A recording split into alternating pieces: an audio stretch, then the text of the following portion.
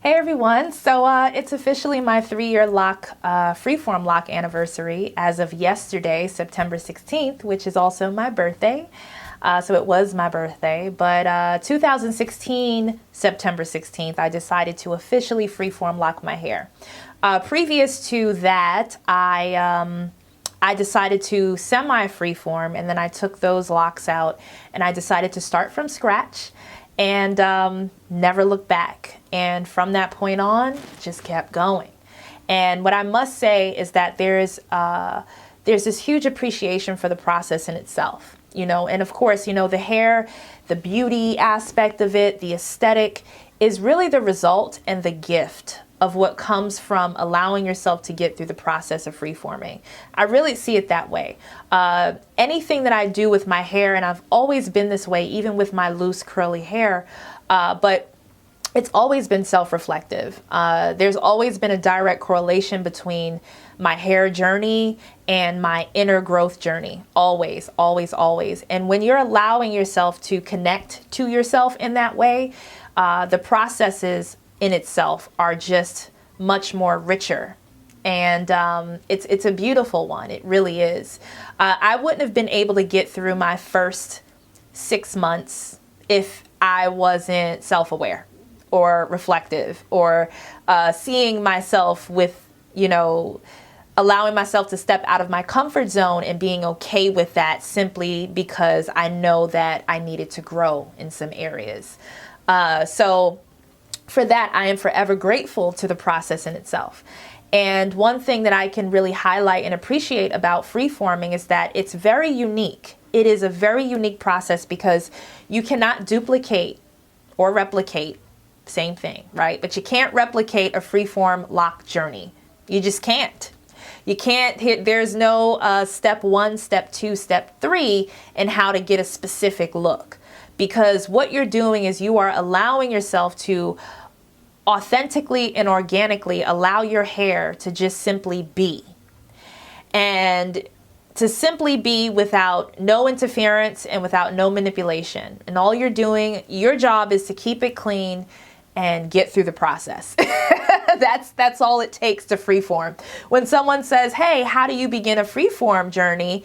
How do you begin the lock journey in itself? And it's just like, just leave your hair alone. Stop combing it, stop brushing it, and only wash it. That's how you begin. So that's how low maintenance and simple the process is, but it can become complicated once you start going through the actual changes. And again, that first year is really rough for a lot of people. And I know a lot of us can relate to each other. Those of you who are in that process, those of you who have passed that threshold, but it's very challenging. Even for the ultimate free spirit, there are some challenging moments there that can really get you thinking about your decision to even go through with freeforming.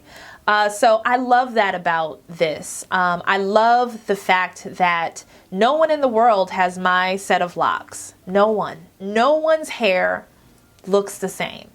And aesthetically, I appreciate that. And on a deeper level, I also appreciate that. So that's what makes it all the more worth it as well. So this freeforming journey has most definitely taught me a lot about myself, my self-confidence. There was a lot of times where I was definitely questioning my confidence. I put so much faith in the look of my hair that if that aesthetic seemed to be compromised somehow it affected me and I had an issue with it. And I wanted to know why. I just didn't want to leave it like at that. Why? What is up with this attachment to my hair in this way that I feel that I can't get through a process? Why? What's going on with that? So because I'm so inquisitive with those aspects of self, then, this is where I challenge myself. And I love challenging myself in different ways. And the freeforming journey in itself is a challenge for sure. So outside of that, aesthetically, there have been so many different changes. Usually I would say around year 2, everything peaks out. At this point, it's just maturation and length. Okay, it's growing long and it's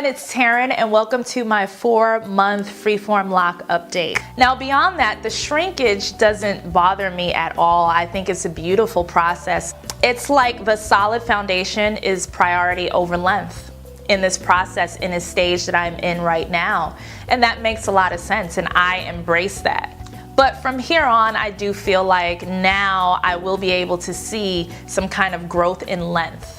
It doesn't mean that my hair is not growing. It just means that my hair is more focused on creating a solid lock more than anything. I do also feel like at this point in the stage, it is very, very representative of where I am in life.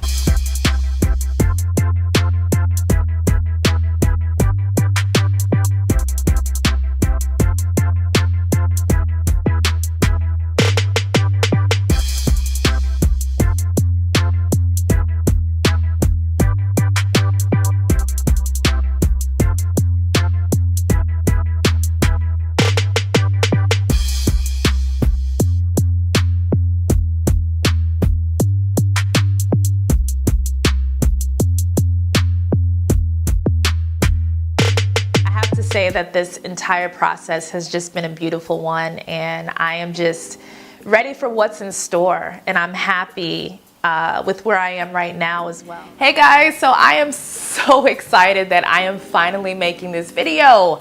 My one year Freeform lock update. I felt like everybody was just like, what the hell is she doing with her hair? You know that, what is that Martin episode with the retreat where he comes back with his hair like half braided and half out? And he just comes back like a totally different person and he's like renewed and awakened and shit.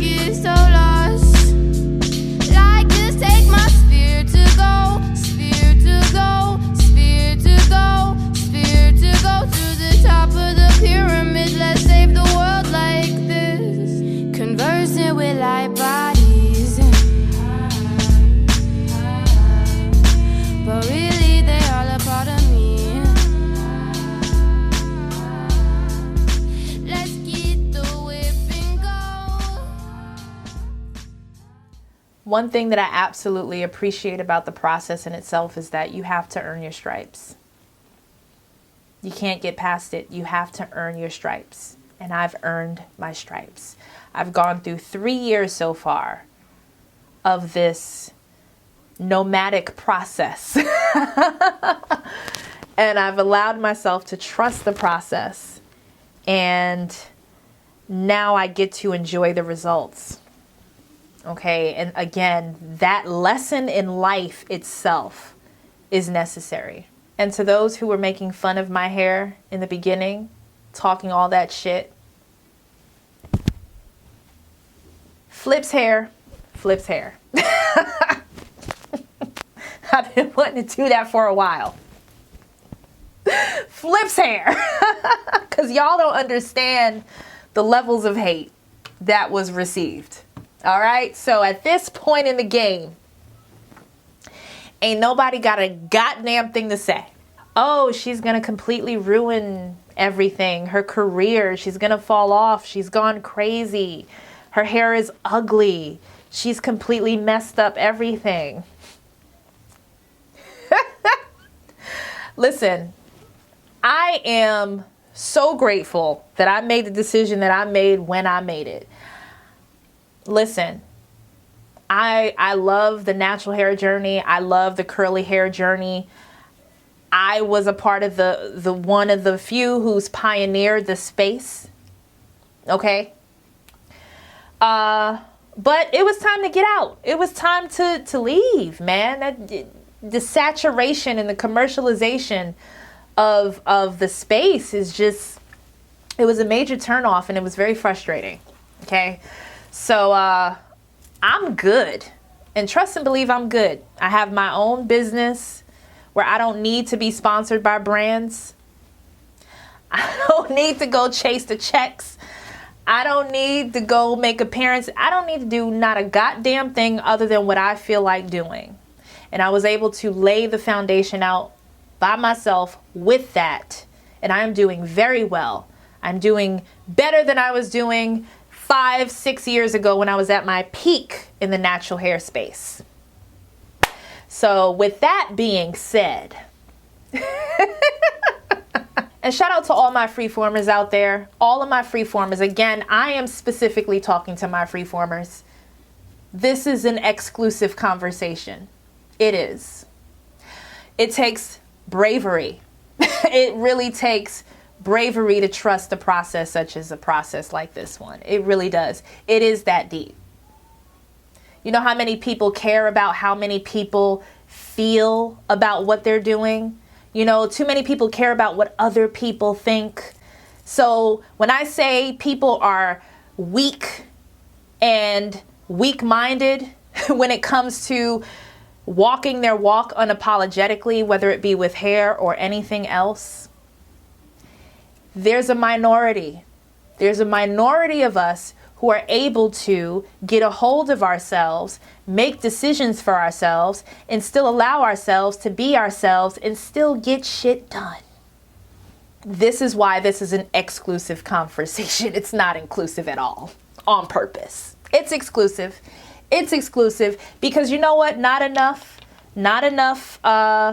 people really recognize that. Not enough people really recognize it. And then on top of that, it gets ridiculed. It gets ridiculed. But out of all the hair journeys, okay, to compare, out of all the hair journeys, because I've been through all of them, this is by far the most gangsta. It is. I'm sorry, there's no curly pudding that I need to define my curls to get a certain look. There's none of that. I don't need anything. Do you know how freeing that is? And this is straight honesty, straight no chaser. The freedom of being so low maintenance. I don't have to do not a damn thing to my hair. Not a damn thing. Some people are just like, well, how are they sectioned? Listen, my hair decided to lock like this. I did not do anything to make my hair lock like this. My hair made the decision and I allowed it to happen. Okay, I didn't know what my hair was going to look like when I started off. You saw those pictures, you saw my afro. How was I supposed to predict this? So no, you don't know what the result is going to be, but do you dare walk through that process and complete it? Who knows? So I'm here representing the brave people, the people who are truly living unapologetic in their truths overall. And this hair journey is just a small piece that reflects that. I'm not being an elitist right now. Freeform locking is at the bottom of the totem pole of all journeys. Dirty, unkept, go get a retwist. Your hair is too messy. Look at that. Okay, and we have all kinds of locks. We have the thick Congos. We got the plant locks, you know, that kind of stick up and do all kinds of things. That's all art, man. That's art for real. to be a walking art piece. No one looks like you. No one can replicate you. Because guess what? They're for some reason, they're not gangsta enough to get through the process. So they ridicule it or they sit there and wish. Okay, so either way, there's no movement. So shout out to all of you guys who are allowing yourself to move, to get through, to live in your truth, because that's what it's all about. And if I would have let those comments get to me, when I say I went to an event and people were just looking at me like I was crazy, you know, so I don't need to get invited to the events. I don't need to get hit up by the brands. I don't need any of that. I didn't need, the validation, I was so over it. I didn't need it anymore. I could have stayed and I could have been super consistent. Okay? I was there from the very beginning. Okay? So I could have been super consistent. But from my personal journey, I had to listen to myself and transition, because that is what I wanted to do. And I didn't allow the external forces to sway me away from that. I didn't sell out within my own self in order to stay relevant. I didn't do that. I didn't want to do that. It was literally hurting my soul. Like when I say it was that deep, it was that deep. It was that deep. There's a lot of behind the scenes politics within the hair space that you guys just don't see from the outside. And it's very ugly. It's very ugly. So yeah, that's my little rant and I feel really good about it. All right, guys, love you. And again, if you want to tune in to future videos, not just from myself, but again, I am highlighting other stories and other processes and stages of freeforming with others who are going through the journey as well on my other channel called Freeform Free Life. And that link will be in the description. So you'll, feel free to go over and subscribe. Everything and all things hair, if that's what you're interested as far as the content goes. And we'll just take it from there. Let's rise up. It's time to rise up. Freeform is rise up. All right, guys. See you later.